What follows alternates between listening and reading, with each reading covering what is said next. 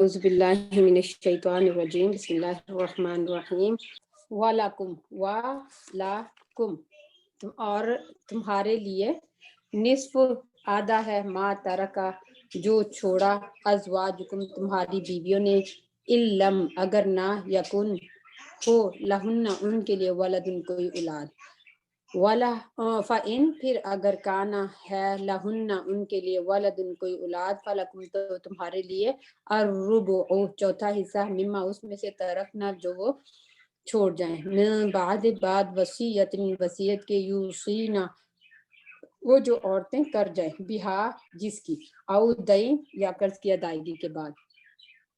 وَلَهُنَّ اور ان عورتوں کے لیے الربع چوتھا حصہ ہے مما اس میں سے ترک تم چھوڑا تم نے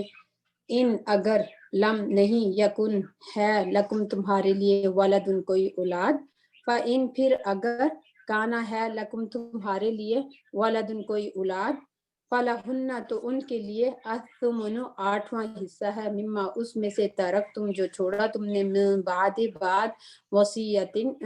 وصیت کے تو سونا جو تم وصیت کر جاؤ بہا جس کی او یا دین قرض کی ادائیگی کے بعد وَإِن اور اگر کانا ہے رجل کوئی مرد یورثو میراث جس کی یعنی جو وارث ہوا کلالتن کلالہ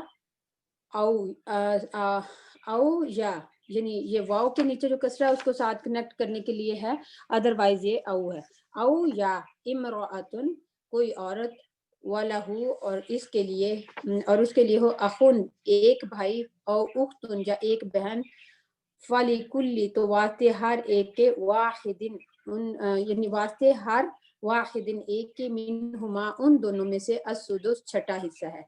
فَإِن پھر اگر کانو ہوں اکثر زیادہ من ذالک اس سے فہم تو وہ شرکاء شریک ہیں فی الثلث ایک تہائی میں بعد وصیت کی یوصا وصیت کی جائے بہا ساتھ یعنی جس کی او یا دین قرض کے بعد غیرہ نہ مضارن نقصان پہنچانے والا ہو وصیت من اللہ اللہ کی طرف سے واللہ اور اللہ تعالیٰ علیم خوب جاننے والا ہے حلیم بردبار ہے جی اب یہ آیا بھی جیسے پہلی آیا تھی لانگ اسی کی طرح تو انشاءاللہ ہم اس کو پارٹ کر کے تو ساتھ اس کے روٹ اور ساتھ اس کا وہ دیکھیں گے کہ اس کے احکامات کو بھی ساتھ ہی دیکھیں گے انشاءاللہ کیونکہ یہ نہیں میں کر سکتی کہ پہلے سارے روٹ کریں اور پھر وہ ساتھ ایک پارٹ کو دیکھتے ہیں اور ایک پارٹ کا پھر انشاءاللہ جو نیا ورڈ آئے گا اس کو ہم روٹ بھی دیکھ لیں گے اس میں ہے یوسیکم تو اس کا ہم نے دیکھ لیا تھا واو صاد اور یا اس کا روٹ ہے اور کم ساتھ یعنی دو ورڈ ہے یو سی پلس کم تاکید کرتا ہے تمہیں سوری یہ تو وہ ہو گئی میں پچھلی آئے میں چل گئی تھی سوری وَلَکُمْ اور تمہارے لیے وَلَکُمْ اور تمہارے لیے نصف ہے یہ وَلَکُمْ تین حرف ہے تین یعنی ورڈ ہے ایک تین حرف بھی آپ کو نظر آ رہے لیکن تین ورڈ ہے وا سیپریٹ لا سیپریٹ اور کم جو ہے ضمیر وَلَکُمْ اور تمہارے لیے ہے نصف آدھا نون صاد فائز کا روٹ ہے ما ترک کا جو چھوڑ جائے ازواجکم تمہاری بیویاں اب یہ کن کو کہا جا رہا ہے شوہروں کو کہا جا رہا ہے کہ اگر کسی کی بیوی فوت ہو جاتی ہے مر جاتی ہے تو پھر اس کی بیویوں کے چھوڑے ہوئے مال میں سے آدھا جو ہے خاوند کو جائے گا آدھا حصہ بغیر کسی اس کے یعنی کسی بھی آپ کیا دیں کہ کسی کے کہنے کے بغیر جو ہے وہ آدھا حصہ جو بھی عورت چھوڑے گی وہ شوہر کو جائے گا علم اگر نہ ہو یکن ان کے لیے علم اگر نہ ہو لہن ان کے لیے لہن کی ضمیر یہ دو ورڈ ہے لا سیپریٹ ہے ہننا سیپریٹ ہے لا جو ہے حرف جر ہے اور لی ہوتا ہے ایکچولی حرف جر یہاں پہ بھی لی اور وہ اوپر لکم کے ساتھ بھی لی تھا تو لیکن وہ ساتھ پڑھنے کے لیے تھوڑا ایزی کرنے کے لیے لکم ہو گیا یہاں پہ بھی لہنہ لی ہننا تھوڑا مشکل تھا لی کم تھوڑا مشکل تھا تو اس لیے پھر لہنہ ہو گیا تو ان کے لیے کیا ہے اگر ان کے لیے نہ ہو ولد کوئی اولاد اب یہ اتنا ایک سینٹینس ہے اس میں کیا ہے کہ اللہ تعالیٰ فرما رہے ہیں کہ اگر بیویوں کی جائیداد ہو, بیویوں کے پاس مال ہو اور وہ دنیا سے چلی جائیں, مر جائیں, رخصت ہو جائیں, تو اگر ان کے پیچھے کوئی اولاد بھی نہیں ہے تو پھر کیا ہے, پھر جتنا بھی وہ اپنا مال چھوڑیں گی تو اس کا آدھا حصہ خاوند کو جائے گا. وہ کسی کے کہے بغیر, کسی کے بتائے بغیر جو ہے آٹومیٹکلی آدھا حصہ خاوند کو چلا گیا. اب یہاں سے اتنے سینٹینس سے کتنی باتیں پتہ چلتی ہیں؟ اتنے سینٹینس سے ہمیں نمبر 1 تو یہ پتہ چل رہا ہے کہ نمبر 1 کیا ہے جو امپورٹنٹ ہے, وہ یہ ہے کہ جو بیوی ہے, جو عورت ہے, وہ اپنی مال کی حق رکھتی ہے. دنیا میں زندہ ہونے کے باوجود, زندہ ہے تو اس کے پاس اگر کوئی مال ہے تو وہ اس کا حق رکھتی ہے. مال اس کے پاس کیسے آ سکتا ہے؟ نمبر 1 تو یہی جو ظاہراً نظر آتا ہے کہ ٹھیک ہے اس کا وہ جاب کرتی ہے, جاب کر کے اگر وہ گھر میں بھی خرچ کرتی ہے, کائنڈنیس دکھاتی ہے, ادروائز تو گھر میں وہ اس کا نہیں ہے. اگر دونوں میاں بیوی آپس کی اس کے ساتھ جاب کر رہے ہیں, یعنی صلاح مشورے کے ساتھ جاب کر رہے ہیں, یعنی زبردستی خامد کی نافرمانی اگر ہو رہی ہے تو بیوی کو یہ جائز بھی نہیں ہے کہ وہ کیا کرے, وہ جاب کرے. لیکن میوچول انڈرسٹینڈنگ کے ساتھ اگر دونوں اس بات پہ ایگری ہیں کہ جو بیوی ہے وہ جاب کر سکتی ہے, تو پھر بیوی اگر وہ نہیں چاہتی کہ وہ مال اپنا جمع کرے تو وہ جمع کر سکتی ہے, اور وہ اگر چاہتی ہے تو گھر میں خرچ کرے, یعنی اس کے اوپر گھر کی رسپانسبلٹی کوئی نہیں ہے. اگر وہ خامد نے اس کو اس کی مرضی, اپنی مرضی سے اجازت دی ہوئی ہے تو خامد بیوی جاب کرتی ہے یا نہیں کرتی, دونوں صورتوں میں گھر کی ساری ذمہ داری جو ہے وہ شوہر کے اوپر ہے. ٹھیک ہے, گھر کی ساری ذمہ داری شوہر کے اوپر ہے. لیکن بعض یعنی پلیسز ایسی ہوتی ہیں جیسے کہ ایک خامد, دونوں میوچل انڈرسٹینڈنگ سے جاب کر رہی ہے بیوی, اور ایک خامد ہے اور بچے 4 ہیں, اور جیسے کہ یہاں پہ لیونگ امریکہ میں یا ویسٹرن کنٹریز میں بہت مشکل ہے لیونگ, تو اس میں اگر بیوی کائنڈنیس شو کرتی ہے اور وہ اس کو اس میں سے اپنی جاب کرتی ہے, دونوں انڈرسٹینڈنگ کے ساتھ جاب کرتے ہیں اور گھر کے خرچے جو ہیں وہ دونوں مل کے چلا رہے ہیں, تو اس میں کوئی حرج نہیں ہے کہ بیوی کہے کہ نہیں اب میں نے تو گھر کا کوئی خرچہ, میں جاب کرتی ہوں, تم نے مجھے اجازت تو دی ہوئی ہے بٹ میں گھر میں کوئی پیسہ خرچ نہیں کروں گی. تو یہ بات غلط ہے, کیونکہ خامد اگر اس کو اجازت دی ہے, خامد نے اپنی یعنی اس کی مرضی اور اپنی مرضی دونوں نے ایگری ہو کے جاب کرنی شروع کی ہے, تو پھر اس کو گھر کے خیالات میں اس کا پورا جو ہے, کیونکہ ایک بندہ جو ہے وہ گھر کا اس کے لیے پورا کرنا ادھر خاص طور پہ ادھر دوسرے کنٹریز میں مشکل ہو جاتا ہے. تو وہ پھر دونوں اپنی گاڑی چلا رہے ہیں تو ٹھیک ہے. اور اس میں سے پھر اگر گھر کا مطلب خرچہ دونوں جتنا بیوی اپنا زیادہ کرنا چاہتی ہے, جیسے دیکھیں خامد کے لیے بھی حدیث میں آتا ہے کہ جو خامد اپنی بیوی یعنی گھر والوں کے اوپر $1 بھی خرچ کرتا ہے, یعنی $1 بھی خرچ کرتا ہے نا, تو اس کے لیے وہ کیا لکھا جاتا ہے؟ صدقہ لکھا جاتا ہے. صدقہ لکھا جاتا ہے. وہ گھر کے بچوں کی, بیوی کی ضروریات پوری کرنے کے لیے $1 بھی خرچ کرتا ہے تو وہ صدقہ لکھا جاتا ہے. ان کو کھانا پلانا, ہم تو بہت دھڑلے سے کہہ دیتی ہیں عورتیں تمہاری ذمہ داری ہے پوری کرو, لیکن دوسری طرف وہ اپنی خون پسینے کی کمائی ہم پہ خرچ کر رہا ہوتا ہے, تو اللہ تعالیٰ نے اس کے لیے کتنا ریوارڈ رکھا ہے کہ اس کو ایک پینی خرچ کرنے کا اس کو صدقے کا ریوارڈ ملتا ہے, کہ وہ اپنی بیوی بچوں کی ضروریات پوری کر رہا ہے, محنت کمائی کر کے, رسپانسبلٹی اللہ نے ڈال دیا, لیکن وہ کیا ہے, اس کو صدقے کا خرچ مل رہا ہے, یعنی ریوارڈ مل رہا ہے. اسی طرح بیوی بھی اگر گھر کے اس میں کرے گی تو بیوی کو بھی صدقے کا ریوارڈ ملے گا. جتنا پیسہ وہ اپنی انکم میں سے, اپنی دونوں جاب کر رہے ہیں اور اپنی انکم میں سے وہ خرچ کرتی ہے, اس کو بھی صدقے کا ریوارڈ ملے گا. پلس اب یہ تو ایک بات ہوگی, پلس وہ کیا کہ وہ اپنا اگر رکھنا چاہتی ہے, اپنا مطلب سیونگ کرتی ہے, اور سیونگ کرتے ہوئے کوئی اپنی چیز بائی کر لیتی ہے, اپنی پراپرٹی بائی کرتی ہے, یا اپنا بینک بیلنس رکھتی ہے, یا اس کے پاس نمبر 1 تو یہ کہ اس طرح سے اس کے پاس مال ہے کیونکہ وہ جاب کرتی ہے, نمبر 2 جاب کوئی نہیں کرتی ہے, تو اس کے پاس پھر مال کہاں سے آئے گا؟ خامد اس کو جو پاکٹ منی دیتا ہے وہ اگر اپنا سیو کر کے رکھتی ہے, پاکٹ منی اگر اس کو ملتا ہے سیو کر کے رکھتی ہے, یا پھر حق مہر کے اس کے پاس پیسے ہیں, یا پھر والدین کی وراثت میں سے اس کو جو ہے وہ ملا ہوا ہے, مال ملا ہوا ہے, والدین کی وراثت میں سے اس کو حق ملا ہے, یا پھر جو بھی تحفے تحائف اس نے اپنے جوڑے ہوئے اپنے جو مطلب آپ کہہ لیں کہ سیونگ کر کے وہ اپنے رکھتی گئی, تو اس سیونگ کو اب وہ بینک میں پڑا ہے, یا اس نے کوئی چیز بائی کر لیا, یا اس نے کوئی جولری بائی کر لی, یا اس نے کوئی پراپرٹی بائی کر لی, کوئی گھر بائی کر لیا, اب وہ ہے کس کا؟ بیوی کی ملکیت ہے, یا اس کو ماں باپ کی طرف سے ملا ہے, یا اس کو کیا ہے اس نے اپنی جاب کر کے بنایا, یا اس نے اپنے پاکٹ منی اور اپنے جو بہن بھائی گفٹ دیتے ہیں عید شبرات جو ایسی موقع پہ بہن بھائیوں کی طرف سے گفٹ ملتے ہیں, اب وہ سارے جوڑ جوڑ کے اس نے کوئی چیز بائی کر لی. اب یہ مال اب اس کا ہے, اس کا حق ہے کہ وہ پھر کیا ہے اپنی زندگی میں جس طرح چاہے خرچ کرے. نمبر 2, اگر وہ سارا کچھ اس طرح سے جوڑا ہوا اپنا مال اس طرح سے اپنی سیونگ کی ہوئی چھوڑ کے مر جاتی ہے, دنیا سے چلی جاتی ہے, اور اس کی کوئی اولاد نہیں ہوتی, بچہ نہیں ہوتا, خامد ہے اور بس وہ دونوں میاں بیوی ہیں, تو پھر خامد کو اس کے چھوڑے ہوئے جائیداد میں سے, اس کے چھوڑے ہوئے, ایون کہ اس نے ساری زندگی محنت کر رہی ہے اور کما کے تو مطلب اپنی سیونگ کر رہی ہے, گھر بھی ہسبینڈ کے ساتھ ہیلپ کر رہی چلا کے, تو پھر بھی وہ کیا ہے خامد اس کی آدھی سیونگ کا جو بھی اس کے پاس مال ہے آدھی سیونگ کا وہ حقدار ہے. اب یہ نہیں دیکھا جائے گا اس نے جاب کر کے پہلے سے کمایا ہے, یا اس نے جاب کر کے مطلب اپنی شادی سے پہلے کے اس کے پیسے ہیں, یا اس نے شادی کے بعد کمائے, اس میں کوئی نہیں ہے. لیکن جب وہ جتنا چھوڑ کے مر گئی, جس حالت میں وہ مر گئی, جیسے بھی اس کے پاس مال تھا, بے شک بہن بھائیوں کے پاس ہوتا ہے نا کہ ہمارے تو بہن بھائیوں نے ہمیں دیا ہوا تھا تو ہم تو انہیں کو واپس لوٹائیں گی, نہیں, اللہ کے قانون کے مطابق جیسے بھی اس نے سیونگ کی ہوئی ہے اس میں سے آدھا خامد کو چلا جائے گا, اگر ان کی کوئی مطلب اولاد نہیں ہے, کوئی بچہ نہیں ہے. یہ تو ایک یہاں تک سینٹینس تھا. اب اس کے بعد کیا ہے فَإِن كَانَ لَهُنَّ, پھر اگر ہو ان کے لیے ولدن کوئی اولاد, فَلَكُمُ الرُّبُعُ, تو تمہارے لیے چوتھا حصہ ہے.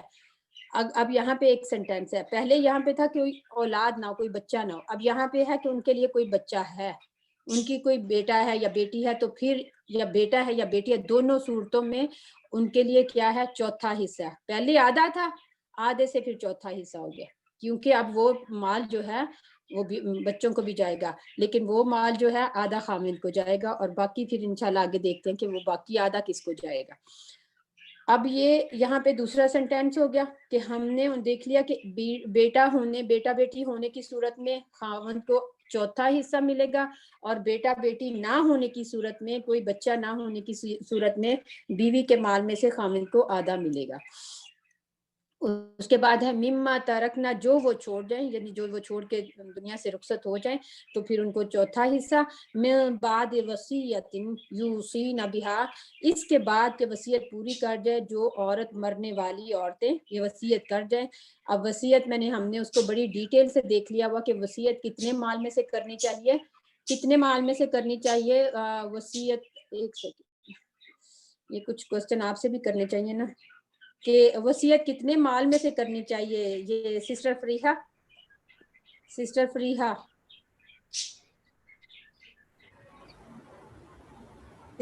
انمیوٹ کیجئے.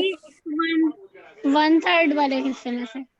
1/3 حصے میں سے کرنی چاہیے, لیکن جزاک اللہ خیرا کثیرا, اس سے بھی کم اگر کی جائے, اس سے کم مال میں بھی اگر کی جائے تو بھی تو زیادہ پسندیدہ ہے. ٹھیک ہے, 1/3 میں کر سکتے ہیں, لیکن اس سے کم مال میں کی جائے تو بھی تو زیادہ اچھا ہے, کیونکہ حضور پاک صلی اللہ علیہ وسلم نے پسند کیا کہ کم سے کم مال میں سے وصیت کی جائے. اب وہ وصیت کر کے جہاں پھر وہ وصیت ہم نے پہلے پچھلی آئے میں دیکھ لی تھی کہ کہاں کہاں جا سکتی ہے, صرف وارثوں کو نہیں جا سکتی, جن کے وارث وہ ہیں کہ جن کے اللہ تعالیٰ نے حصے مقرر کر دیے ان کو نہیں جا سکتی, باقی وہ کہیں بھی اس کو یوز کر مطلب اس کے لیے وصیت کر سکتی ہے. او دین, یا پھر قرض کی ادائیگی کے بعد, اور قرض کی بھی ہم نے بڑی ڈیٹیل اس وقت دیکھ لی تھی کہ ہر طرح کا قرض کہ کیا ہے کہ قرض میں ان کے یعنی وہ کہ اگر کوئی چیز بارو کی ہوئی ہے, کوئی جولری عورت نے بائی کی تھی اور وہ بارو کی اور وہ اس نے ریٹرن نہیں کی, اور وہ اب کیا ہے کہ وہ گم ہو گئی, یا کوئی مطلب اب اس کو ریٹرن نہیں کر سکی, یا کوئی پیسہ لیا ہوا, یا اس نے کوئی چیز لی ہوئی, یا اس نے مطلب کچھ بھی اس نے کوئی بارو کی ہوئی چیز, تو وہ اس کو خامن کے تھا نا, وہ آ گیا تھا, اس میں مہر بھی آ گیا تھا, لیکن یہاں پہ مہر نہیں ہے, باقی ساری چیزیں وہی ہیں جو ہم نے پچھلی آیا میں دیکھ لی تھی کہ وہ ساری قرض میں آ گئی. تو قرض میں سے ان کو یعنی ان کا پہلے سب سے پہلے قرض ان کا کفن دفن تھا, ان کا مطلب جو بھی اس کے بعد کا جتنے بھی ٹائپ کا ہم نے قرض دیکھا تھا وہ ساری ٹائپ آ گئی, اور اس کے بعد پھر ان کا وہ ہو گیا۔ اس کے بعد پھر جو ہے اگر مال بچے گا تو پھر جو ہے خامد کو آدھا یا چوتھا حصہ، دونوں صورتوں میں کہ اگر اولاد نہیں ہے تو آدھا، اگر نہیں اولاد ہے تو پھر چوتھا حصہ۔ یہاں تک تو ایک حکم تھا کہ بیوی اگر دنیا سے جاتی ہے تو وہ جو چھوڑ کے جاتی ہے تو پھر اس کے لیے خامد کے لیے اور بچوں کے لیے کیا ہے۔ اس کے بعد کیا ہے، وَلَهُنَّ، اور عورتوں کے لیے الربع، چوتھا حصہ ہے، مما، اس میں سے ترک تم، جو تم نے چھوڑا، علم یکن، اگر نہیں ہے، لکم، تمہارے لیے، ولدن، کوئی اولاد، علم یکن، اگر نہیں ہے، لکم، تمہارے لیے، ولدن، کوئی اولاد۔ اب یہاں پہ سیم وہی سینٹینس ہے جو اوپر ہے، وہاں پہ عورت کے لیے تھا، مرد کے لیے تھا کہ مرد کے لیے آدھا حصہ ہے اگر اولاد نہیں ہے، مرد کو کتنا جائے گا، آدھا بیوی کے چھوڑے ہوئے مال میں سے، اور بیوی کو خامن کے چھوڑے ہوئے مال میں سے کتنا جائے گا، اس کو کتنا جائے گا، چوتھا حصہ، یعنی خامن کو آدھا ملے گا اور بیوی کو اس سے کم ملے گا۔ وہ کیسے کہ اب یہ بھی دیکھ لیں گے کہ یہ کوئی ناانصافی کی بات نہیں ہے، اللہ تعالیٰ نے بہت عدل کے ساتھ یہ جو ہے یہ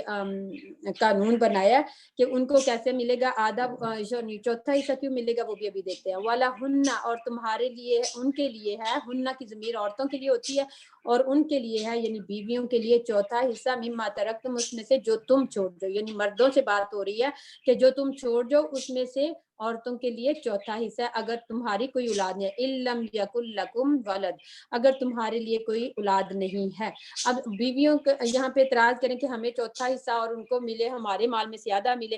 تو بات پھر وہی ہے کہ اللہ تعالیٰ نے کیا کہا ہے کہ اگر بیوی کو مل رہا ہے چوتھا حصہ تو بیوی کو پھر کہاں سے ملے گا، باپ کی جائیداد میں سے بھی ملے گا،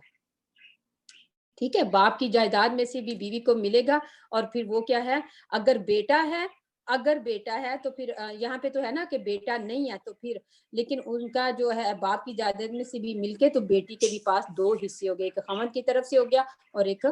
ماں باپ کی طرف سے ہو گیا۔ تو یہ اس کا جو ہے جو ہمارے ذہن میں آتا ہے کہ یہ کیوں چوتھا حصہ ہمیں کیوں اور ان کو کیوں آدھا، تو یہ بات یہیں پہ ہمیں اپنا مائنڈ کلیئر کر لینا چاہیے کہ ہمارے ساتھ کوئی ناانصافی نہیں ہوئی عورتوں کے ساتھ۔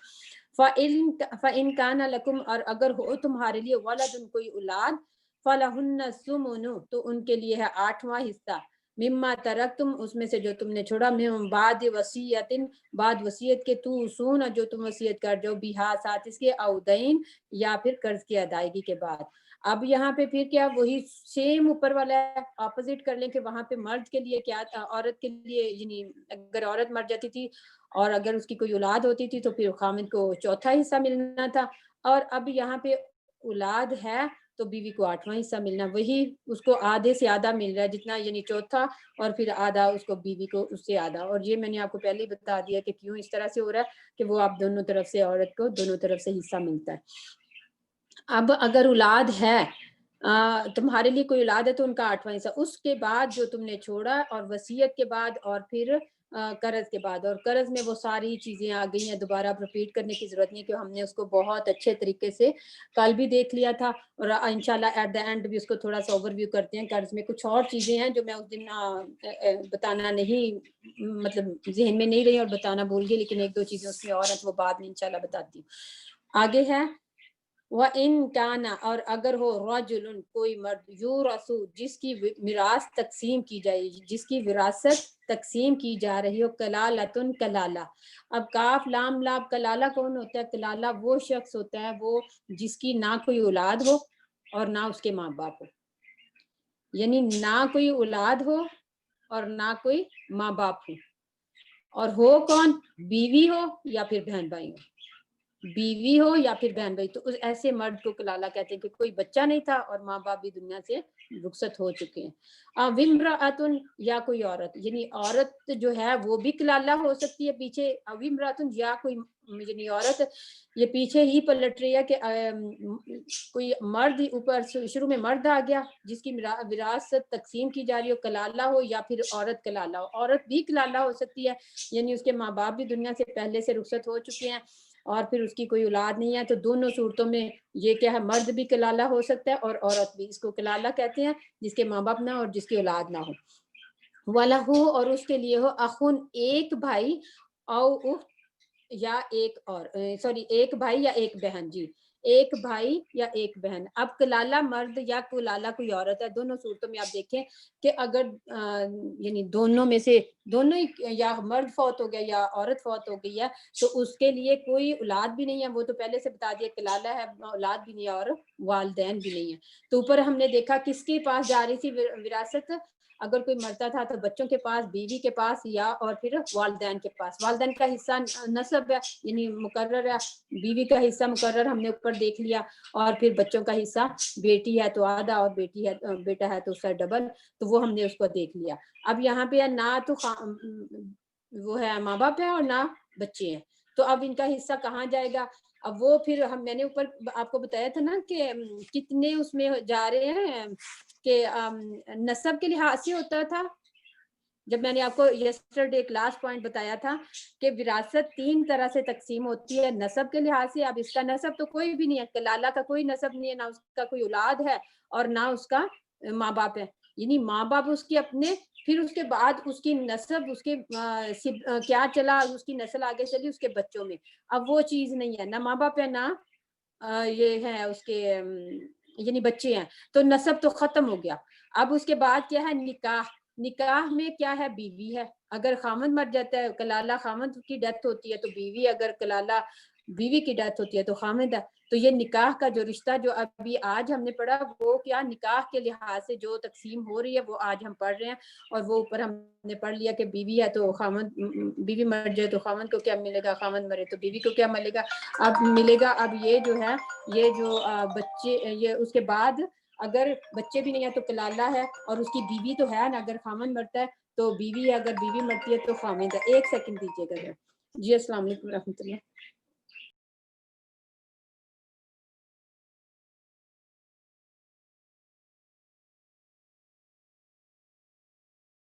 اعوذ باللہ من الشیطان الرجیم. تو اب اس صورت میں کیا ہے, کلالہ کا ہم پڑھ رہے تھے کہ کلالہ دونوں صورتوں میں اب اس کے ماں باپ نہیں ہے, اس کے بچے بھی نہیں ہیں, نسب ختم ہو گیا. اب نکاح کا رشتہ رہ گیا. نکاح کا رشتہ جب بیوی ہے, بیوی کو ملے گا تو باقی جو خاندان باقی جو ہوتی ہے, تو تیسرا میں نے آپ کو بتایا تھا کہ ولا, کہ ولا میں وہ جو آتے ہیں وہ سارے رشتہ دار آ جاتے ہیں. پھر جیسے مطلب نسب کا رشتہ اور پھر ولا کا, کہ سارے باقی جو ہیں اس کے علاوہ سارے رشتے آتے ہیں. وہ انشاءاللہ آج بھی ایٹ دا اینڈ میں بتاتی ہوں کہ وہ کون کون سے ہیں. تو وہ آپ کو یعنی یہاں پہ ایک بھائی, اب کلالہ کی صورت میں مرد ہو یا عورت ہو, ان دونوں کا ایک بھائی ہے. یعنی مرد مرتا ہے تو اس کا بیوی کا ایک بھائی, یعنی اس کا ایک بھائی ہے, اگر بیوی مرتی ہے تو پھر اس کا ایک بھائی ہے اور خامد ہے, تو ان کو تقسیم جائیداد جائے گی فالکلی. تو کتنا جائے گا, فالکلی واحد منہما السدس, تو واسطے ہر ایک کے ہے ان دونوں میں سے چھٹا حصہ. اب بیٹے کو یعنی بھائی کو اور بہن کو دونوں کو کیا جائے گا, چھٹا حصہ جائے گا. ٹھیک ہے, بیٹے کو ہر ایک کو چھٹا حصہ جائے گا. اب جتنا بھی مال ہوگا اس کے پہلے کتنے حصے کیے جائیں گے, اس کو 6 حصوں میں بانٹا جائے گا. 6 حصوں میں جب کر لیا تو جو ایک حصہ ہوگا اس میں چھٹا حصہ ہوگا, 5 حصے نہیں, جو چھٹا حصہ ہوگا وہ بھائی کو اور بہن کو یعنی پورا. یہاں پہ آپ دیکھیں کہ یہاں پہ کوئی نہیں ہے کہ بھائی کو آدھا ڈبل ملے گا اور بہن کو آدھا ملے گا. یہاں پہ پورا تقسیم برابر ہے, کیونکہ یہ کس کی آ رہی ہے, یا بھائی کی طرف سے, بھائی یعنی بیوی مر جاتی ہے تو بھائی کا مل رہا ہے اس کو. اگر بہن مرتی ہے یعنی تو پھر بہن کلالہ اس کا بھائی ہے, یعنی بھائی اور بہن ہے, تو یعنی دونوں صورتوں کو بھائی کی طرف سے یا بہن کی طرف سے جائیداد مل رہی ہے. تو یہاں پہ پورا مل رہا ہے, آدھا یعنی اس میں کوئی نہیں ہے کہ بھائی کو ڈبل ملے گا اور بہن کو جو ہے وہ آدھا ملے گا, کیونکہ یہاں پہ تو وہ باپ کی طرف سے بھی نہیں مل رہا, شوہر کی طرف سے بھی نہیں مل رہا, یہ تو بھائی اور بہن کی طرف سے مل رہا کہ ماں باپ نہیں ہے اور اس کی کوئی اولاد بھی نہیں ہے, اور بھائی فوت ہو گیا اور اس کے صرف ایک بھائی اور ایک بہن ہے, تو ان دونوں کو ہر ایک کو چھٹا حصہ ملے گا. یہ نہیں کہ چھٹے میں سے دونوں کو آدھا آدھا دیا جائے گا, نہیں, ہر ایک کو چھٹا حصہ ملے گا. فَإِن كَانُوا, پھر اگر ہو اکثر زیادہ, من ذالک, اس سے, پھر کیا, اگر یہاں پہ ایک بھائی اور ایک بہن کی بات ہوئی تھی, پھر اب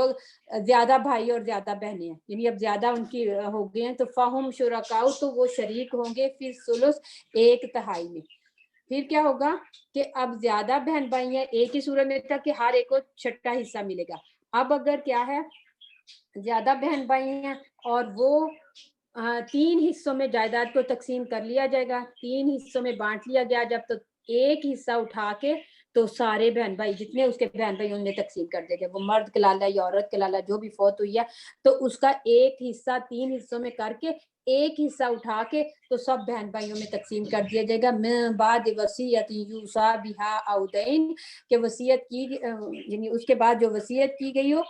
बिहार साथ इसके औदैन या कर्ज की अदायगी के बाद। अब आपको पता है कि सारा कुछ ये बाद में आ रहा है। क्या चीज ऊपर जब से हमने कल से पढ़ना शुरू किया हुआ, I mean day before yesterday से जो आया पड़ी थी, उसमें बाद में सारी तकसीम के हिस्से पहले आ जाते हैं कि ये इसको इतना हिस्सा मिलेगा, इसको इतना हिस्सा मिलेगा। लेकिन वसीयत भी बाद में आती है और कर्ज भी बाद में, कर्ज सबसे एंड पे आता है। लेकिन जब हम कोई फौत हो जाता है तो सबसे पहले हमने क्या देखा था कि जब तकसीम से पहले क्या करना है, उसके कर्ज का अदायगी का सबसे पहला, वसीयत से भी पहले, वसीयत से भी पहले। देखें अगर आप यहाँ से जाएं तो सीक्वेंस को उलट ले लें कि सबसे पहले हिस्से आ जाते हैं। अगर सीधा आया को लें तो सबसे पहले कि इसको इतना, इसको इतना, इसका इतना, फिर आ जाता है वसीयत के बाद ही, बाद वसीयत के और बाद कर्ज के। अब कर्ज को आप देखें तो कर्ज में वही बात के सबसे पहले क्या होगा, उसकी मतलब तदफीन का इंतजाम होगा, जो मतलब कफन दफन और जो भी उसके ऊपर उनके ऊपर खर्च आएगा, यानी जो भी डेड बॉडी का जो भी खर्चा होगा, हॉस्पिटल से लेके घर आने तक, मतलब जो ट्रैवलिंग का भी, जो फिर आगे कफन दफन का एंड तक, यानी शुरू से लेके एंड तक जो है वो उनका पहले उसमें से माल में से निकाला जाएगा। अगर कोई रिलेटिव कर दे, कोई भाई कर देता है, कोई बहन कर देती है, कोई बेटा कर देता है, कोई बेटी कर देती है, तो वो फिर उसमें से नहीं लिया जाएगा। वो फिर अपनी मर्जी से करना चाहते हैं तो वो कर सकते हैं। लेकिन अगर कोई नहीं कर रहा तो फिर उनके अपने माल में से ये सबसे पहले चीज होगी। उसके बाद क्या होगा, उनका सारा, उसके बाद उनका मेहर देखा जाएगा। ठीक है, उसके बाद उनका मेहर देखा जाएगा। फिर क्या देखा जाएगा कि उन्होंने जो जो चीजें उन्होंने किसी से उधार ले रखी हैं, वो फिर उनकी कर्ज जो उन्होंने मतलब किसी से वैसे यानी ये मनी एज ए कैश कर्ज लिया हुआ है, फिर उन्होंने किसी की उजरत देनी है, जैसे कि उनकी मजदूरियां देनी है, मजदूरों ने उनके लिए काम किया हुआ तो उनकी मजदूरियां देनी है, या कोई फर्म थी या कोई फर्म का जैसे कंपनी का बॉस की डेथ हो गई है तो फिर उसकी में से सबसे पहले उसकी जो कंपनी के जो भी एम्प्लॉइज थे उनको सबको उनकी पे दी जाएगी, सैलरियां दी जाएंगी, और फिर उसके बाद जो कुछ बचेगा फिर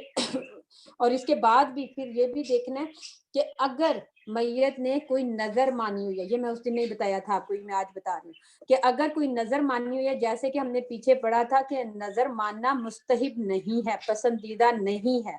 लेकिन अगर उसने कोई मन्नत मानी हुई है, नजर मानी हुई है कि मेरा ये काम हो जाए तो मैं इतना पैसा जो है वो मैं अल्लाह के रास्ते में दूंगी, या मैं किसी को हज करवाऊंगा या करवाऊंगी, या मैं क्या है कि अल्लाह के रास्ते में फलां एक प्रोजेक्ट शुरू किया हुआ तो वो मैं उसको कंप्लीट करूंगी। कोई भी उसने नजर मानी अपनी जिंदगी में और उसको पूरा करने का मौका नहीं मिला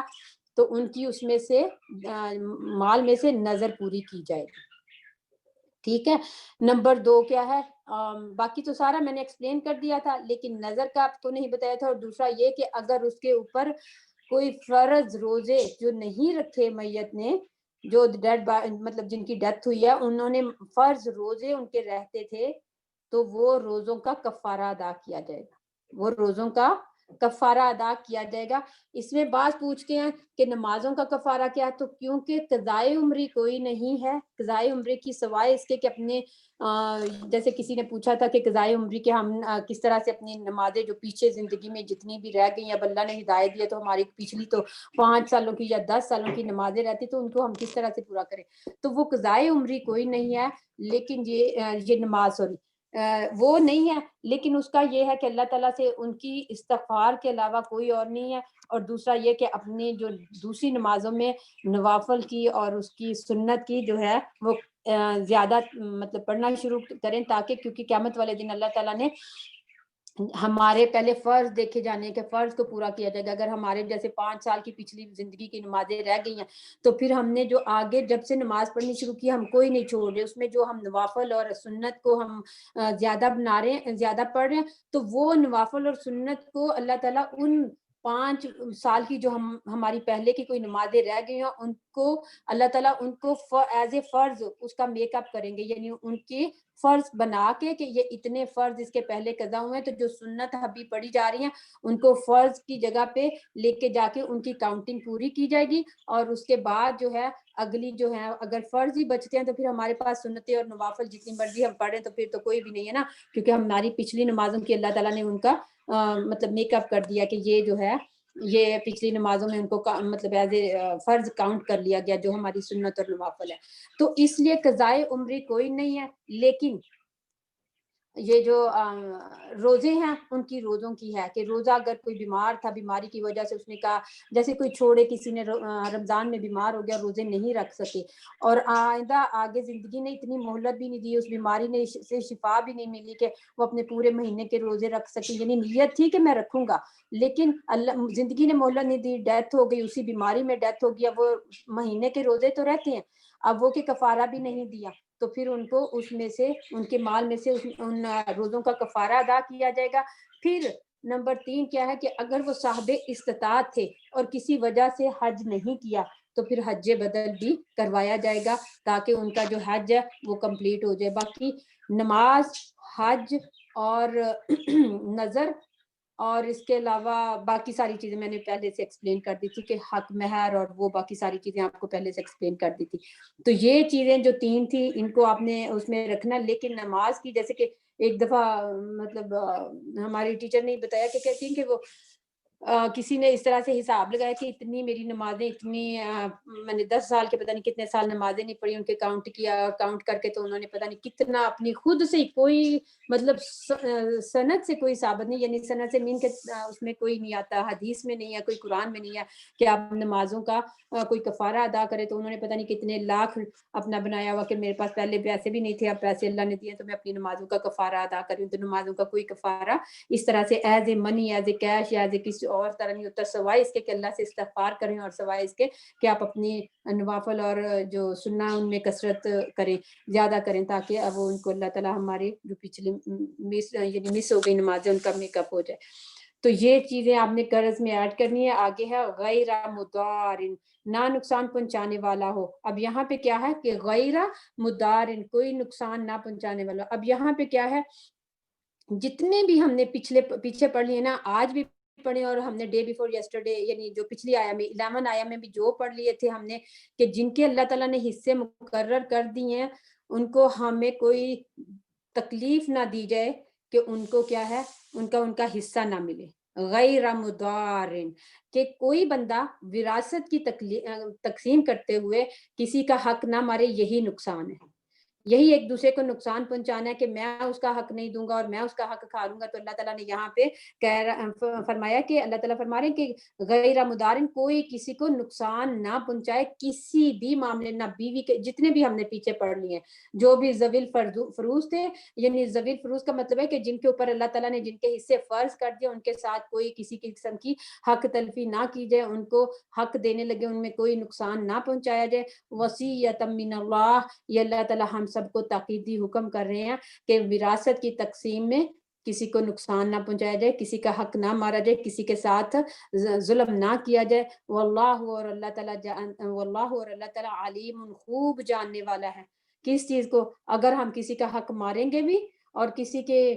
مطلب جیسے کہ بڑا بھائی ہونے کے ناطے، اچھا میں جو مرضی چاہوں کر سکتا ہوں، چھوٹے میرے سے پوچھ نہیں سکتے یا چھوٹے بہت چھوٹے ہیں تو میں جو مرضی کر سکتا ہوں. تو اللہ تعالیٰ ایسے ناحق کھانے والے کو بھی جانتا اور ایسا کسی کا حق مارنے والوں کو بھی. وہ تو ظالم بن جائے گا، جب کسی کا حق کھائے گا تو ظالم بن جائے گا. تو پھر مظلوم کی دعا اور مظلوم کی آہ جو ہوتی ہے نا، زمین کے آسمان کے جو دروازے ہوتے ہیں ان کی بغیر یعنی ان کے کسی رکاوٹ کے وہ ڈائریکٹ اللہ سبحانہ وتعالیٰ کے پاس یعنی عرش تک جاتی ہے مظلوم کی آہ. تو اللہ تعالیٰ ان ساری چیزوں کو جانتے ہیں. حلیم، بہت بردبار ہیں. اب حلیم ان کا بردبار ہے کہ کوئی آپ نے بہت پڑھا ہوگا کہ پہلے بھی ہم نے پڑھا تھا، شاید میں نے آپ کو پہلے ایکسپلین کیا تھا، مجھے یاد نہیں ہے. تو حلیم بردبار کا میننگ کیا ہوتا ہے؟ ہم کر دیتے ہیں حلیم، اس کا میننگ ہے بردبار. تو کوئی سسٹر مجھے بتا سکتی ہے کہ بردبار کا میننگ کیا ہے؟ جی جلدی ٹائم نہیں ویسٹ کریے پلیز. درگزر کرنے والا. درگزر کرنے والا، بردبار کا معنی ہے درگزر کرنے والا. کوئی اور سسٹر؟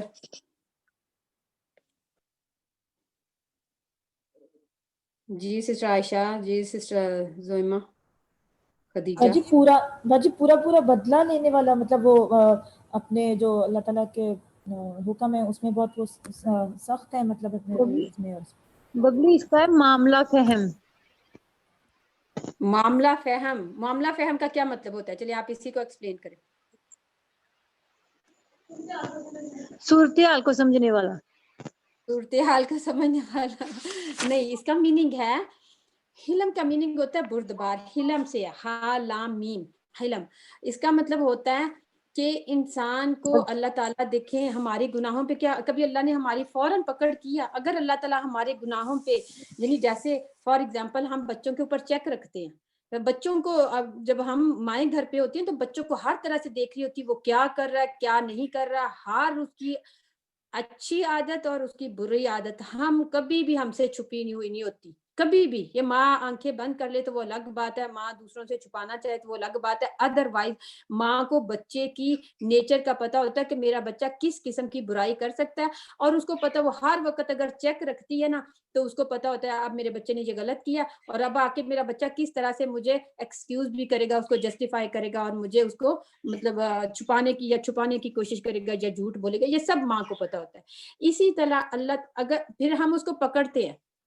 کیونکہ ہم ماؤں کا کام کیا کہ ہم نے اپنے بچوں کی اچھی تربیت کرنی ہے، تو ہم نے ان کو ان کی اصلاح کے لیے ان کو پکڑنا ہے، ان کی ہر برائی کو پکڑ کے ان کی اصلاح کے لیے ان کو ہمیں کوشش کرنی ہے کہ ہم ان کے اندر یہ والی جو اگر بری کوئی عادت ہے تو اس کو ختم کرنی ہے. لیکن ہم پکڑتے ہیں، ہمیں 10 دفعہ بھی دن میں پکڑنا پڑے کہ بچہ جھوٹ بول رہا ہے تو ہم اس کو پکڑتے ہیں، ہاں جھوٹ بول رہا ہے. مطلب یہ الگ بات ہے کہ ہم ہر دفعہ اس کو نہ بتائیں گے تو ہم نے جھوٹ بولا ہے، مطلب کیونکہ بچہ بہت زیادہ فیل بیڈ کرے گا اس کو اس طرح سے. لیکن ہمیں پتا ہوتا ہے یہاں بچہ جھوٹ بول رہا ہے. اب یہاں پہ اب ہم 10 دفعہ پکڑ لیتے ہیں. اگر ہم چاہیں، بہت سے اسٹرکٹ پیرنٹس ہوتے ہیں، مدر بھی اسٹرکٹ ہوتی ہیں، باپ بھی اسٹرکٹ ہوتے ہیں، ہر دفعہ بچے کو پنش کرتے ہیں.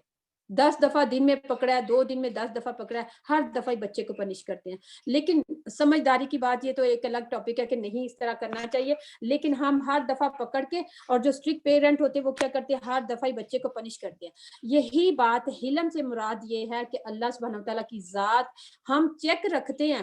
پھر بھی کبھی نہ کبھی جتنا مرضی چیک رکھ لیں، اگر بچے اس عادت میں مبتلا ہو چکے ہوتے کہ ہم نے چیٹ ہی کرنا ہے ماں باپ کو، تو وہ پھر بھی کسی نہ کسی وقت چیٹ کر جاتے ہیں. یہ نہیں کہ اگر ہم چیک کرتے تو ہم 10 میں سے ان کی 10 to 10 ہی ہم ان کو پکڑ لیں گے. 10 سے یعنی اگر وہ 10 دفعہ وہ جھوٹ بول رہے ہیں تو 10 کبھی ایک دفعہ ہم اس پہ کہہ بھی دیں گے کہ ہاں نہیں شاید میری غلطی ہو، شاید ایسے ہی ہو. لیکن اللہ تعالیٰ کی ذات جو ہے نا وہ ہماری ہر برائی کو دیکھ رہی ہے، ہماری ہر اچھائی کو دیکھ رہی ہے. لیکن حلم کا مطلب ہوتا ہے کہ اللہ تعالیٰ ہمیں پکڑ رہے ہیں، اللہ تعالیٰ ہر دن کے ہر لمحے ہمیں واچ کر رہے ہیں، اور ہر لمحے میں جو ہم گناہ کر رہے ہیں، جو ہمارے دلوں کے اندر ہیں، جو ہماری زبانوں کے اندر آتے ہیں، جو ہم کسی سے چھپا کے کرتے ہیں، جو ہم سب مجمعوں میں کرتے ہیں، یعنی لوگوں کے مجمع میں کرتے ہیں، اللہ تعالیٰ کو سب پتہ ہے. لیکن اللہ تعالیٰ ہمیں پکڑتے نہیں. اللہ تعالیٰ ہماری گردن نہیں دبوچتے کہ تم نے یہ کیا، ابھی دیکھو تم یہ کیا، میں تمہیں ابھی یہ پنش کروں گا، یہ تم نے ابھی کیا میں تمہیں پھر پنش کروں گا، یہ تم نے ابھی کیا. یعنی اگر اللہ تعالیٰ ہمیں پکڑنے میں آئے تو ہمارا تو ایک دن میں مطلب اس طرح سے نہ گزرے کہ ہماری 10 ٹائم ہمیں اللہ تعالیٰ سے پنش نہ ملے، 10 بلکہ کیا اس سے بھی زیادہ ٹائم. تو لیکن یہ اللہ کی حلم کی صفت ہے، جس کے کہ اللہ تعالیٰ ہمارے گناہوں کو دیکھتے ہیں. اللہ کو بہت غصہ آتا ہے، بہت ناراضگی، اللہ تعالیٰ بہت ناراض ہوتے ہیں. لیکن اس کے باوجود یہ حلم کی صفت ہے اللہ تعالیٰ کی کہ اللہ تعالیٰ نے ایک ٹائم مقرر کیا ہوا کہ اس ٹائم پہ میں نے اس کو پکڑنا ہے. اللہ تعالیٰ انتظار کرے. حلم کا مطلب ہے کہ اللہ تعالیٰ انتظار کریں کہ کاش کہ میرا بندہ سدھر جائے. اچھا میں ابھی بھی اس کو مہلت دیتا ہوں، یہ بھی سدھر جائے، میں ابھی بھی اس کو ڈھیل دے رہا ہوں، یہ بھی سدھر جائے، یہ بھی سدھر جائے. اب یہاں پہ حلم سے کیا مراد ہے کہ اللہ تعالیٰ ہر گھر میں، آپ دیکھ لیں کہیں پہ بھی آپ دیکھیں، کوئی میرا خیال ہے کہ 100 میں سے 10 یا 5، ہارڈلی 5 یا 10 فیملیز ایسی ہوں گی جن کے وراثت کی تقسیم کے وقت انصاف اور عدل کے ساتھ ایک ایک چیز کو ڈیوائیڈ کیا گیا ہوگا. باقی ہر فیملیز کو آپ لے لیں، موسٹلی وہاں پہ ناانصافیاں ہوتی ہیں. ٹھیک ہے نا. موسٹلی انصاف نا انصافیاں ہوتی ہیں, حق مارے جاتے ہیں, حق تلفیاں ہوتی ہیں, اور جب حق مارے جاتے ہیں نا تو پھر اللہ تعالیٰ ان کی حق کھانے والوں کا, حق مارنے والوں کی گردن فوراً ہی دبوچتے. حق کا نہ حق یعنی جو کھا رہا ہے اس کا ساتھ دینے والوں کا گردن فوراً ہی دبوچتے کہ آجو میں نے تمہیں پکڑ لیا, تم نے اس کا حق مارا تھا, اپنے فلاں بھائی کا مارا, فلاں بہن کا مارا, فلاں ماں کا مارا, فلاں باپ کا, میں نے تمہیں ابھی نہیں پکڑنا. میں کہہ رہا ہوں کہ شاید یہ سدھر جائے, شاید کہ یہ سدھر جائے اور ان کے حق اپنی زندگی میں واپس کر دے, شاید کہ سدھر جائے. میں ایک ٹائم اور ایک مہلت دے رہا ہوں, لیکن جب اللہ تعالیٰ کے سامنے قیامت والے دن جا کے کھڑے ہو جائیں گے تب مہلت کوئی نہیں. اور یہ دنیا میں اللہ تعالیٰ ایسے حق کھانے والوں کو, ہیلم کی اللہ کی صفت ہے جس کے باوجود اللہ یعنی سب کو اللہ کو پتہ ہے کہ سب اس نے ناحق کھایا ہوا ہے, سب اس نے مال ناحق اکٹھا کیا ہوا, سب اس نے بہن بھائیوں کا حق مار کے اور یا مطلب کسی اپنے سارے رشتہ داروں کا وراثت میں سے, کیونکہ وراثت کا حق جو ہے نا دیکھیں وہ اللہ تعالیٰ جو ہے نا وہ کبھی بھی قیامت والے دن اس کے جان نہیں چھٹنی جب تک کہ وہ اس کا پورا اس کو سزا نہ ملے. اب دیکھیں کیا اللہ حضور پاک صلی اللہ علیہ وسلم کی حدیث ہے, اس میں یعنی حدیث کی مطلب ایک درمیان کی بات ہے, یعنی پوری لمبی حدیث ہے, اس میں حضور پاک صلی اللہ علیہ وسلم نے فرمایا کہ قیامت کے نزدیک سب سے پہلے کیا ہوگا,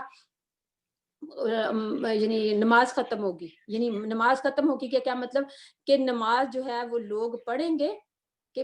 جیسے ایکشن کر رہے ہوتے ہیں, یعنی اس کے اندر روح کوئی نہیں ہوگی, نماز کے اندر روح کوئی نہیں ہوگی, خشوع و خضوع کوئی نہیں ہوگا, بس ایسے ایکٹ کریں گے اور ایکٹ کر کے تو اٹھ کے چلے جائیں گے. ٹھیک ہے, اور وہ کہ اس کو کہا گیا کہ نماز اٹھا لی جائے گی, یعنی اٹھ جائے گی, بندوں میں سے نماز اٹھ جائے گی. سب سے پہلے اللہ کے حقوق میں سے یہ نماز اٹھے گی, اور باقی حقوق العباد میں سے یہ والا علم اٹھے گا. یہ جو ہے نا یہ حق مارے جائیں گے,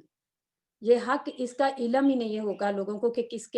کو کس طرح سے ڈویژن کرنی ہے, کس کا حق کتنا دینا ہے. تو یہ سب سے پہلے دنیا میں سارے علوم سے پہلے یہ والا علم اٹھا لیا جائے گا کہ لوگوں کو پتہ ہی نہیں ہوگا کہ اس کا جو ہے کس کا حق کتنا ہے اور کس کا حق کتنا کیا, اور کہ اگر ہم پتہ بھی اگر ہم حق مار لیں گے تو ہمیں پتہ ہی نہیں کہ ہم کتنا بڑا گناہ کر رہے ہیں. تو یہ علم جو ہے نا سب سے پہلے اٹھا لیا جائے گا. اللہ کے حقوق میں سے نماز جو ہے وہ اٹھا لی جائے گی. اور آج کل آپ دیکھ لیں دونوں چیزیں ہی ہو رہی ہیں. جو میں کہتی ہوں جو بھی بندہ جو ہے نا نماز پڑھ رہا ہے, کوئی بندہ ہی شاید ہوگا اللہ کا نیک ولی جو کہ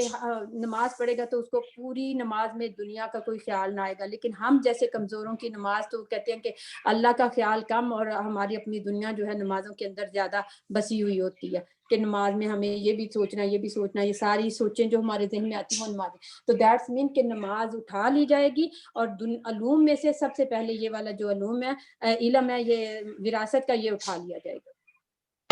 تو اب یہاں پہ یہ تو ہوگی ہماری یہ علم کا مین میں نے آپ کو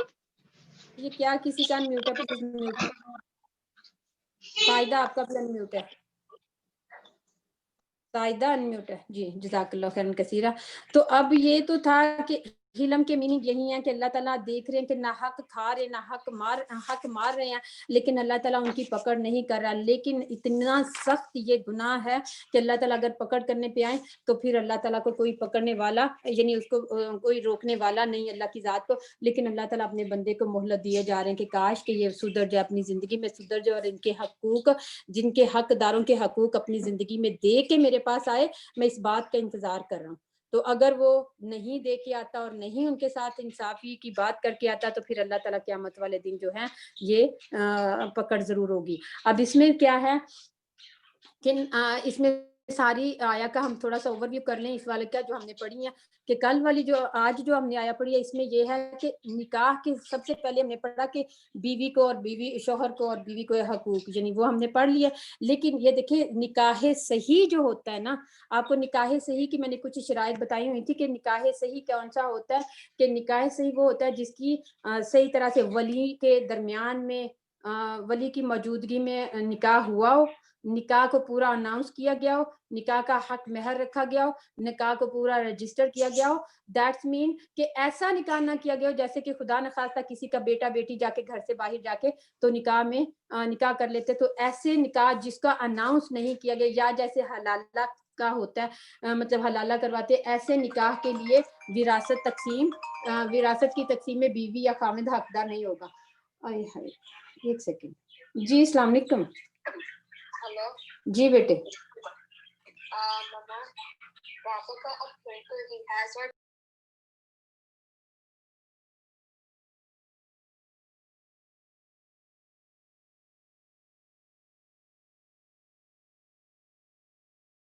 जी तो ये है कि निकाह सही हो तो वो बीवी जो है वो हकदार होगी और वही खामद जो है विरासत का हकदार होगा। नंबर 2 क्या है कि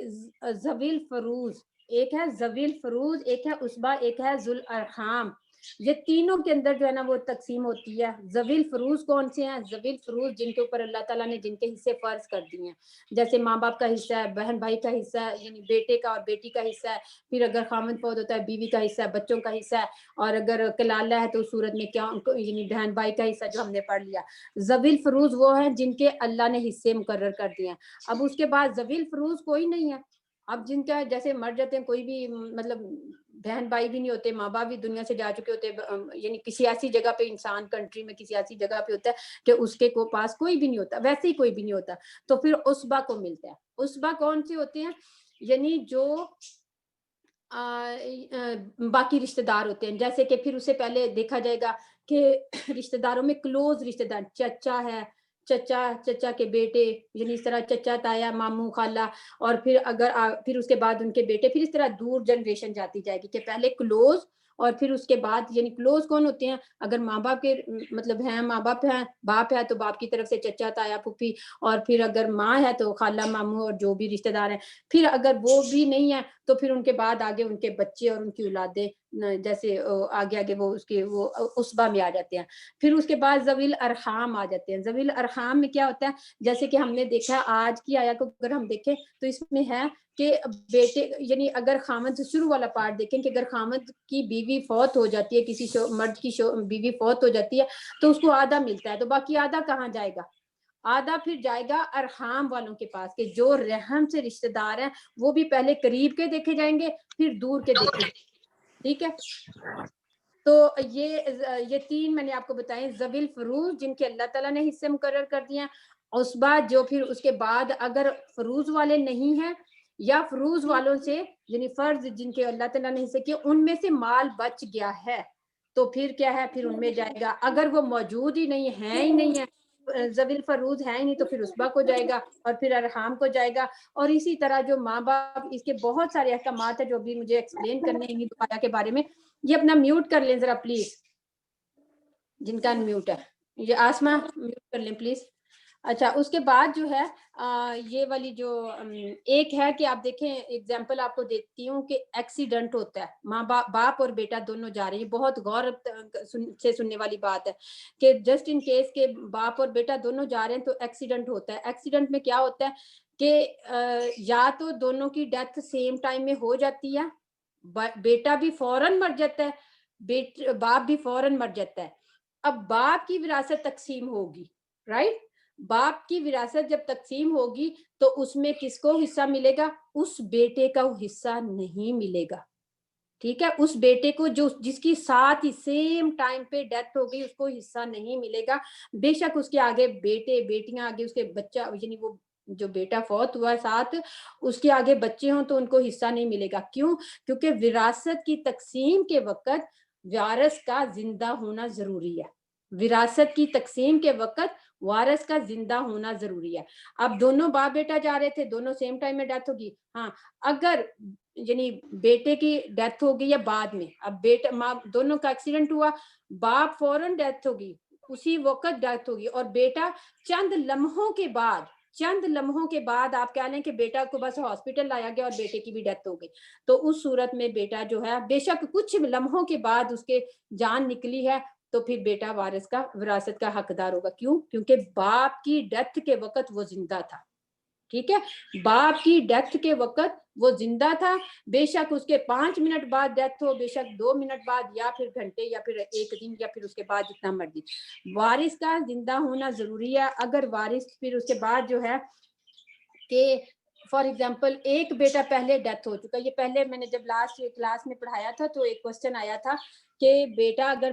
فوت ہو گیا تو کیا جب وراثت تقسیم ہوتی ہے اس کے بعد باپ کی ڈیتھ ہوتی ہے اور وراثت تقسیم ہو رہی ہوتی ہے تو کیا اس بیٹے کے بچوں کو حصہ ملے گا, کیونکہ وہ بیٹا جو ہے وہ پہلے ڈیتھ ہو گئی, اب اس کے بچے تو ہیں لیکن وہ نہیں ملے گا. کیوں؟ کیونکہ وہ پھر دادے کی مطلب سارے حصے تقسیم کرنے کے بعد اگر سارے مطلب کوئی اور بھی نہیں ہے تو پھر پوتے پوتی کا آگے یعنی ایک ڈویژن ہے اس میں آتا ہے, لیکن اس بیٹے کا حصہ نہیں ہوگا, بیٹے کا حصہ نہیں ہوگا کیونکہ وہ دنیا سے جا چکا ہے اور وراثت کی تقسیم کے وقت بیٹے کا وارثوں کا زندہ ہونا جو ہے وہ ضروری ہے. اگر وارث جیسے اگزامپل آپ کو دے رہی ہوں کہ بیٹا جو ہے باپ کی ڈیتھ ہو جاتی ہے, جیسے بیٹے اور بیٹی کی میں نے آپ کو ایکسیڈنٹ کی اگزامپل دی ہے, اب باپ کی ڈیتھ ہو جاتی ہے, سوری باپ کی ڈیتھ نہیں ہوتی اور بیٹے کی ڈیتھ ہوتی ہے, ٹھیک ہے نا, باپ ہاسپٹل میں آ جاتا ہے وہ بچ جاتا ہے یا پھر اس کی بعد میں تھوڑا عرصہ بعد میں ڈیتھ ہوتی ہے, پھر جب بیٹے کی وراثت تقسیم کی جائے گی تو باپ کو حصہ ملے گا. یعنی جس کی پہلے ڈیتھ ہو گئی اس کی ڈیتھ کے ٹائم پہ اگر بیٹے کی ڈیتھ ہوگی تو پھر تو نہیں, بیٹے کو کوئی حصہ نہیں ملنا. اگر باپ کی ڈیتھ ہوتی ہے جس کی بعد میں ڈیتھ ہوگی اس کو جو ہے اس کو حصہ ملے گا, اور جس کی پہلے ڈیتھ ہوگی اس کو حصہ نہیں ملے گا وراثت میں سے. اس کے بعد ہے کہ سارے مال کو تقسیم کیا جائے گا, یہ نہیں ہے, اور جتنا جلدی ہو سکتا ہے اتنی جلدی مال کو تقسیم کرنا چاہیے. یہ نہیں کہ گھر کی جو چیزیں ہیں بستر بلینکٹ اور یہ برتن وغیرہ اور یہ کچن کی چیزیں اس کو تو فوراً کی فوراً تقسیم کر لیں اور باقی جو باہر کی زمینیں جائیداد ہیں ان کو ہم کوئی 5 سال بعد تقسیم کریں. نہیں, وراثت کی تقسیم جو ہوتی ہے وہ ایک ہی ٹائم میں یعنی ٹوگیدر ہونی چاہیے. ہاں اس میں تھوڑا سا آپ ڈیلے کر سکتے ہیں کہ ٹھیک ہے جی ہم جو ہے سارا مطلب یہ کوئی 10 دن بعد, کوئی مہینے بعد, کوئی سال بعد, مطلب سال تو نہیں لیکن میکسیمم جتنا جلدی ہو سکتا ہے ٹائم اتنی جلدی اس کا, کیونکہ یہ حق ہے نا, جو کوئی حق جتنا ٹائم اپنے پاس رکھے گا اتنا وہ زیادہ گناہگار ہوتا جائے گا, کیونکہ وہ خود فائدہ اٹھا رہا ہوگا اور دوسرے جو ہیں وہ اس کو فائدہ کوئی نہیں مل رہا ہوگا. تو اس لیے اس حق کو ان حق داروں کے پاس, کیونکہ مرنے کے بعد جیسے میں نے آپ کو اگزامپل دی تھی, جیسے ہی میرے ہاتھ میں انگوٹھی ہے تو میری انگوٹھی جو میری جیسے ہی سانس نکلے گی وہ دونوں بچوں میں تقسیم ہو جائے گی, میرے دونوں بچوں میں تقسیم ہو جائے گی. تو وہ جتنی جلدی اس کا ہوگا ہو سکے اتنی جلدی اس کو جو ہے وہ حق دینا چاہیے, دے دینا, مطلب ان کی تقسیم جلدی کر دینی چاہیے. نمبر 3 کیا ہے کہ اگر خامد کی ڈیتھ ہو جاتی ہے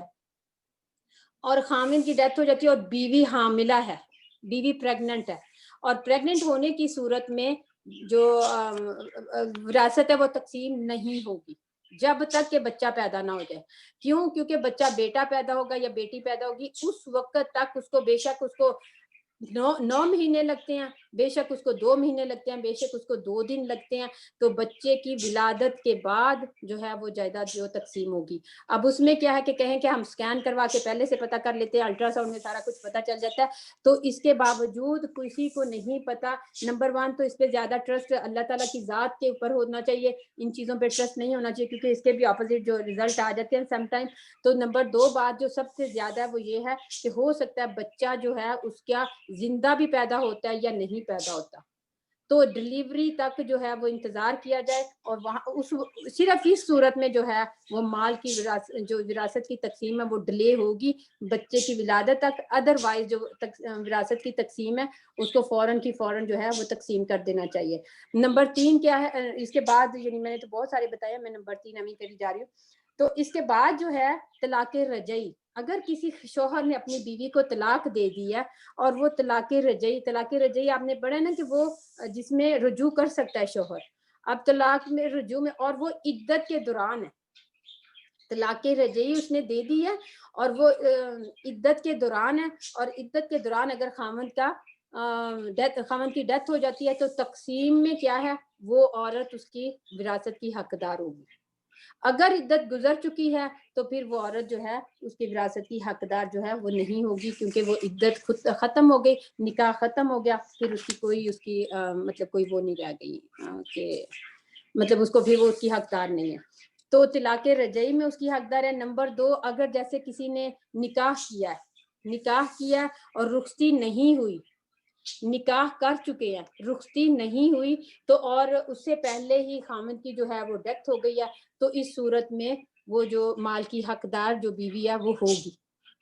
اس صورت میں مال کی حقدار وراثت کی حقدار وہ بیوی ہوگی کیونکہ وہ اس کی نکاح میں آلریڈی آ چکی ہوئی. اگر رخصتی نہیں بھی ہوئی تو وہ نکاح میں کیا ہے وہ آ چکی ہوئی ہے تو وہ اس کی وراثت کا حق کی حقدار ہے. اور اس کے بعد باقی حج اور وہ تو میں نے آپ کو بتا دیا. اور ایک جو تیسری بات مطلب اور ایک اور بات تیسری چوتھی نہیں,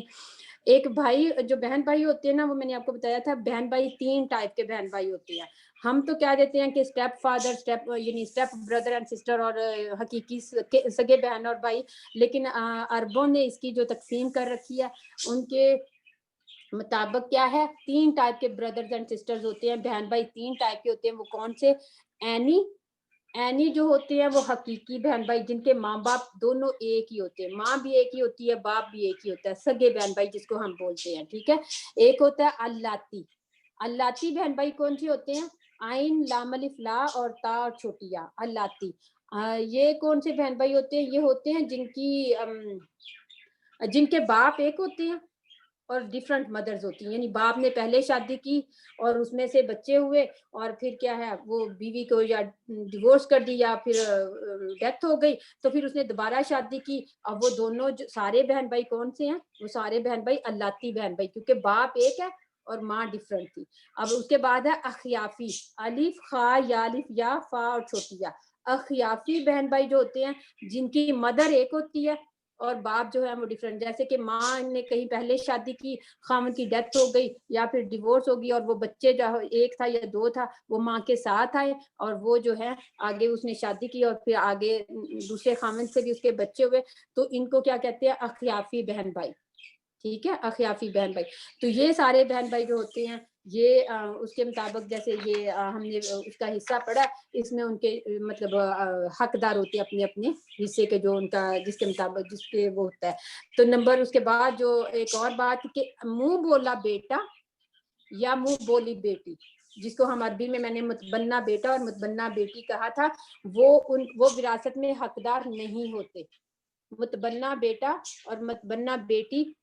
جیسے اڈاپٹڈ چائلڈ ہوتا ہے وہ وراثت کے حقدار نہیں ہوتے. ہاں اس صورت میں حقدار ہوتے ہیں جیسے کہ یعنی جس نے لے کے پالا ہوا تھا, جس نے اڈاپٹ کیا ہوا تھا, اگر وہ اس کی ڈیتھ ہو جاتی ہے تو اس کی وراثت میں سے اڈاپٹڈ چائلڈ کو نہیں ملے گا. لیکن اڈاپٹڈ چائلڈ کو کہاں سے ملے گا؟ جو اس کا سگا باپ جس کی طرف جس کے یعنی اس کو پتا ہونا چاہیے کہ میرا سگا باپ یا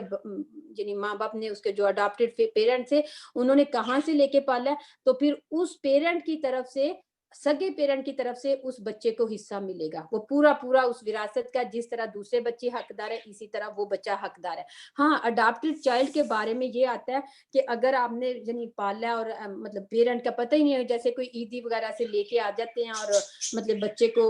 مطلب اڈاپٹ کر لیتے ہیں اور پھر وہ بچہ بڑا ہو جاتا ہے اور ماں باپ کا کچھ پتہ نہیں ہوتا کہ کہاں پہ ہیں کہاں پہ نہیں, اور بچہ کبھی زندگی میں ان کو دیکھ بھی نہیں پاتا, مل بھی نہیں پاتا. تو ہوتا پھر اس میں کیا ہے کہ اس کو وراثت میں تو حصہ نہیں ملے گا, لیکن جیسے کہ ہبہ وغیرہ کیا جا سکتا ہے, جیسے کہ اپنی مرضی سے زندگی میں اس کے نام کچھ لگا دیں, اس کو کچھ بھی دے دے, لیکن جب ڈیتھ ہونے کے باوجود اس کا حصہ نہیں ہے. ٹھیک ہے. تو باقی پیرنٹ کے جو ہوتے ہیں وہ اپنے وارثوں کے بارے میں یعنی اگر اپنے بچوں کے بارے میں, وہ تو میں نے آپ کو پہلے کل بھی پہلے جب آیا پڑھی تھی اس میں بتا دیا تھا کہ اس میں کوئی وراثت یعنی وہ وصیت نہیں کر سکتے. وصیت جو ہے وہ کہتے ہیں کہ سب سے جو پیاری وہ حضرت عمر بن عبدالعزیز سے کسی نے کہا کہ اپنی اولاد کے بارے میں وصیت کیجیے. ہم چاہتے ہیں کہ ہم مال کے بارے میں وصیت کریں, مال کے بارے میں ہم اپنے بچوں کے بارے میں وصیت نہیں کر سکتے کیونکہ مال کا حصہ اللہ تعالیٰ نے مقرر کر رکھا ہے. لیکن وصیت یہ ایک بات میں بتانے لگی ہوں بھول گئی کہ وصیت جو ہے لازمی نہیں ہے کہ وصیت کرے. اگر نہیں بھی کوئی کرنا چاہتا تو اٹس اوکے ہے. اگر وصیت نہیں بھی کوئی کرنا چاہتا کیونکہ پسندیدہ نہیں ہے, اگر پسندیدہ ہے تو بس تھوڑے مال میں وصیت کی جائے, لیکن ضروری نہیں. اگر نہیں کرنا چاہتے تو کوئی گناہ کی بات نہیں اگر نہ بھی وصیت کرے تو. آگے کیا ہے, عمر بن عبدالعزیز نے سے کسی نے کہا کہ اپنی اولاد کے بارے میں کوئی وصیت کیجیے. عمر بن عبدالعزیز آپ کو پتا ہے کہ بہت یعنی عدل والے خلیفہ جو ہے نا وہ گزرے ہیں, تو انہوں نے فرمایا کہ میں کیوں وصیت کروں. کہتے کہ اگر میری اولاد نیک ہوئی تو اللہ کا وعدہ ہے کہ اللہ تعالیٰ صالحین کا ولی ہے، تو پھر میرا یعنی صالحین کا ولی ہے کہ میرے بچوں کا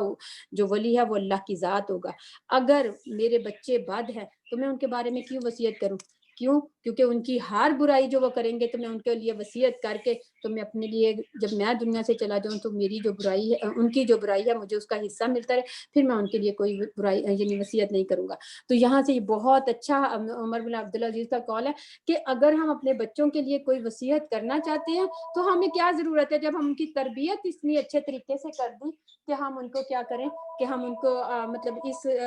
کہ یہ کام کرنا، یہ کرنا، یہ کام کرنا، یہ کام کرنا، تو وہ تو پھر ان کو تو خود ہی پتا ہوگا کہ ہماری تربیت کس طرح سے ہوئی ہے، ہم نے کس طرح سے اپنی زندگی گزارنی ہے۔ اور اگر خدا نخواستہ کسی کی اولاد ایسی نیک نہیں ہے اور ایسی ہے تو پھر اس کے بارے میں وصیت کیا کرنی، کیونکہ وہ تو خود ہی برائیوں میں خود سے پہلے سے ڈوبا، اپنے آپ کو ڈبایا ہوا انہوں نے، اور پھر جب وہ ماں باپ کریں گے ان کو وصیت تو پھر ہر برائی کریں گے تو ماں باپ کو اس کی وصیت کے مطابق اس میں سے حصہ ملتا جائے گا۔ چلیں جی، وآخر دعوانا الحمدللہ رب العالمین، آمین برحمتک یا ارحم الراحمین۔ اس کے بہت زیادہ احکامات تھے۔ اب یہ ہے کہ جو اسکالرز ہیں وہ کہتے ہیں کہ جو بھی نایا کو پڑھے، اگر ان کو کسی کو میتھ اچھا طریقے سے آتا ہے نا، اچھے طریقے سے کسی کو میتھ آتا ہے تو وہ یہ پورا علوم، یہ تو ہم نے صرف قرآن کی 2 آیات پڑھی، ایک پورا علم ہے، تو اس کی جو اس علم کی برانچ ہے نا، کیونکہ یہ فرض کفایہ ہے، فرض عین نہیں ہے، تو کسی کا اگر میتھ اچھا ہے کہ کتنا کتنا کسی کو کوئی حصہ ملنا چاہیے تو وہ میتھمیٹک اس کا اچھا ہے تو وہ پھر اس کو کیا کرے کہ اس کو اس علم کو سیکھے تاکہ اپنے ایریے میں اپنی فیملی میں والنٹیئرلی کسی کی ہیلپ کر سکے، تو یہ ان کے لیے اچھا ہے۔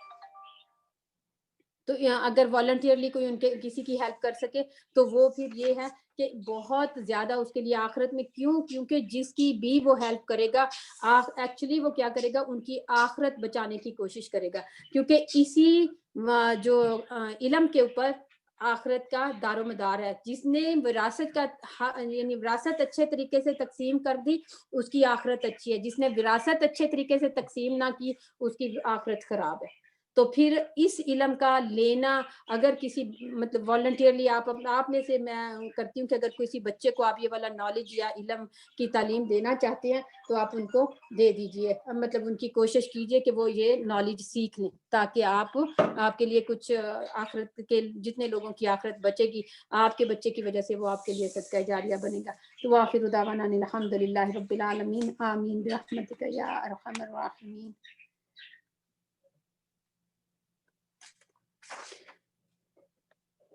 جی، کسی کا کوئی کوسچن ہے؟ باجی کلالہ